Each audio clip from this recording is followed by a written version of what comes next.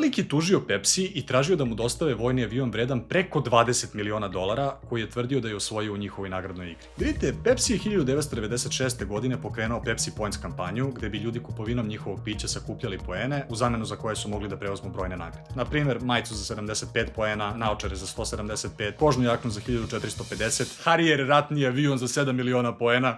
Iako je u pitanju trebalo da bude očigledna šala, gde se avion pojavio samo u TV reklami i nije bio dostupan u katalogu za poručivanje, isto tako u reklamu nisu stavili nikakav sitan pravni tekst koji bi ih ogradio od toga. Tako da je 21-godišnji student John Leonard shvatio to ozbiljno i počeo da prikuplja poene. Ali da bi skupio 7 miliona poena koji se pominju u reklami, John bi morao da kupi skoro 17 miliona limenki Pepsija, što jednostavno nije bilo izvodivo. Međutim, listajući katalog, lik je izvalio rupu u sistemu. Naime, Pepsi je dozvoljavao kupcima da ukoliko pošalju barem 20 poena, mogu da kupiti ostatak za ono što žele po ceni od 10 centi po poenu. Malo brze matematike i lik je izračunao da za $700.000 može preuzeti vojni avion vredan preko 20 miliona. Nekako je čak uspeo da pronađe i ubedi investitore da mu daju novac i uredno je poslao narudžbenicu Pepsiju. 20 fizičkih poena i ček u iznosu od $699.998. Da vidite kako je Pepsi odgovorio i šta se dalje desilo, zapratite me i pogledajte ceo video na mom YouTube kanalu.